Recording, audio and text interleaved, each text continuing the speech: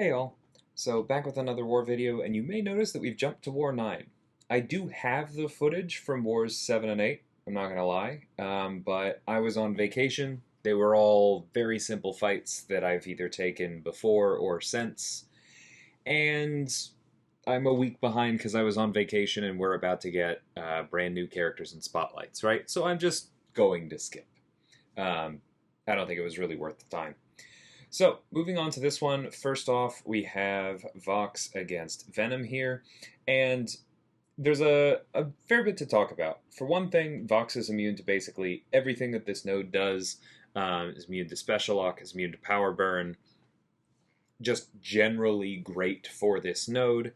At the same time, Venom here is terrifying, right? Because he just is not, or he is just going to have an incredible amount of attack at all times because of his extra buffs. And that is generally spooky, right? There's a running joke that wars in Tier 1 are decided by who doesn't die to this Venom right here. Because his animations are aggressive. The fact that we triggered Dexterity 3 times in the same combo just. My blood pressure was so high during this fight. um, but like basically with his weird animations, he only has to catch you once, and then have it crit to bleed out most opponents, right? Not a ton of power burn immunes that are also bleed immune. This fight is spooky. Like, it's a lot harder than it looks because it looks super clean when it goes well, and then I've just also seen it end in 3 seconds against very good players. So, kind of talking through that there. We also got weirdly lucky in that Venom didn't proc an armor for the entire fight, which is the entire reason that he's not placed there, but the entire reason that he's a path split there. So that was kind of weird. Anyway, moving on, I think this is my first Luke Cage fight in War, definitely since his buff. And you're going to see why I'm bringing him. I believe I'm just bringing him for Kindred, but he completely turns off this fight in short order. You could power start, you don't need to. We have the Sunder up, we have a bunch of exhaustions, so we're already reversing Mystic Dispersion. None of that matters, right? We just need to make sure we're at 5 exhaustions when we throw this special 2, and now Kindred doesn't have abilities anymore. He's still, or sorry, they're still going to be putting these infestation charges on us, or at least they were before the pause was there. But it doesn't really matter because if they enter Nightmare Outbreak, they can't do anything, right? The degens are passive, the regens are passive, the root when we knock them out is passive, and therefore all of those things are subject to that concussion that Luke placed, which has a total potency of 150% between the two. And so we don't have to worry about Kindred, which is absolutely beautiful, because I don't know about y'all, I hate fighting Kindred. I've mentioned before, a bit of an Achilles heel of mine. Something I'm working on, but for now, when I can bring Luke, I'm going to, because that was beautiful. Moving on to this Omega Sentinel, this is a good placement. We have used it as well. The reason it's a good placement is very similar to the reason that Venom was on the node he was, which is that her armors are going to increase her attack rating, right? And even with the tactic, Omega Sentinel can still apply Incinerates when she would auto-block. And that's very scary when those Incinerates are boosted by all of those armors, right? So that's why we are playing kind of Mixmaster-ish, to reduce how many armor ups she gets and to try and keep her personal auto-block offline so we just don't worry about any of that. And Vox does it very, very well. I will say Maestro is a harder counter here because he is both Tactic and Incinerate immune, but as long as you're willing to play around it the way I did with Vox, that obviously worked very, very well. We have Maestro here, which I brought Chavez for. It's a very common counter. Not a very common placement because Maestro will kind of lose the rich get richer race at some point when all of his stuff turns passive.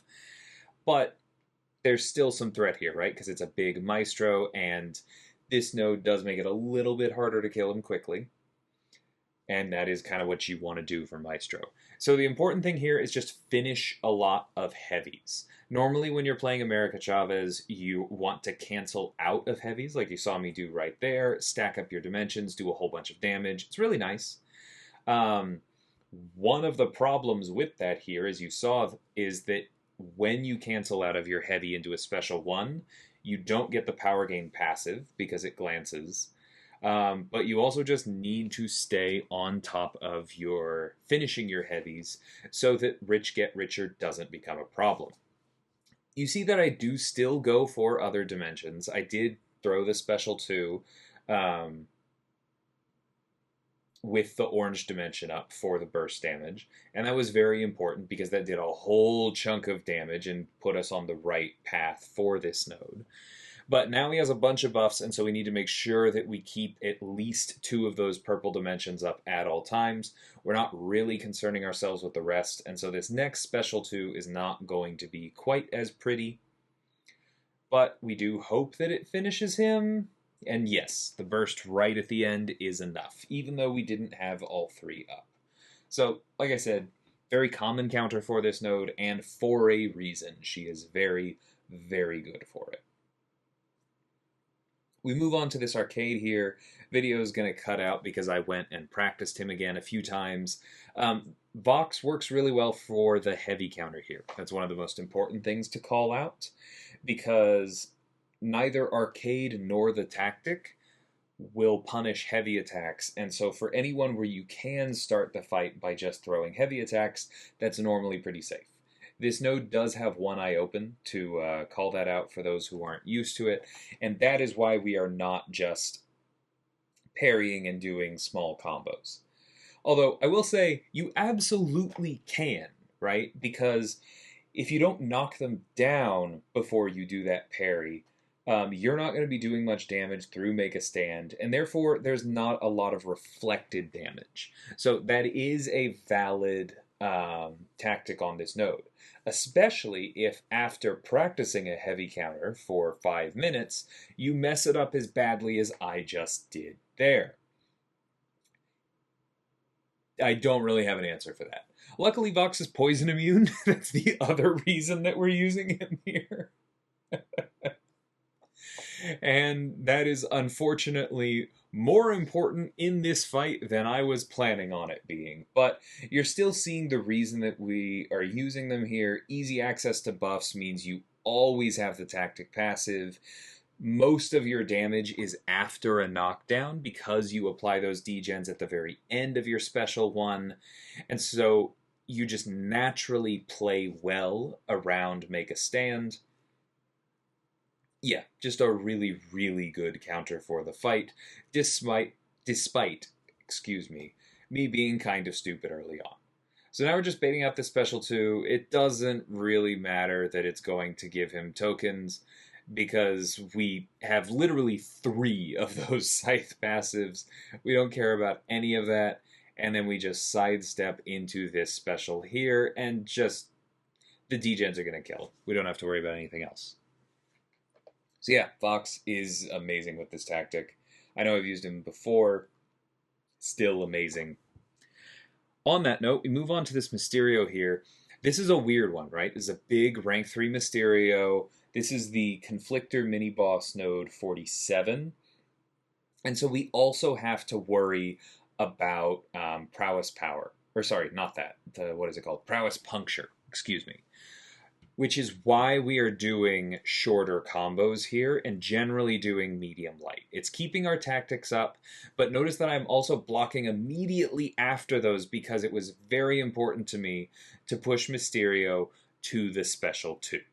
Now we don't have our miss counter yet because we went for the special 1 right away to get the undermine so that we wouldn't have to parry for openings, because I do not have a House of X pre-fight here, but notice that after that, I'm going ahead and going to the special 2. I am parrying right before it because I want Conflictor on cooldown for this one. I didn't care for the first special 1, but I very much care about sticking these 25 degens here. He throws this, we don't care because we have Vigilance to counter miss and we're Power Drain immune to handle that part of it. We use the Striker, and that gets us to our special 2, and we close it out. Reminder that because my Vox is duped, not only do the degens get bigger every tick, they also get bigger every time the Scythe lands, which happens in the special 2 as well as our basics. I took that screenshot there because, well, this fight was called out as a potential risk, and I was pretty confident in it. Like, this is not a, like, I told you so. This is just, hey guys, it worked. Let's keep an eye on this one going forward, because yeah, that went exactly the way I was hoping it would. And yeah, we won this war. We also won the 2 wars while I was on vacation, for the record.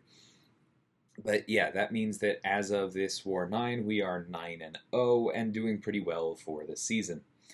With the way that matchmaking works with preventing repeats, we still have a few big alliances that we're probably going to face in this last week, but that's what war is for.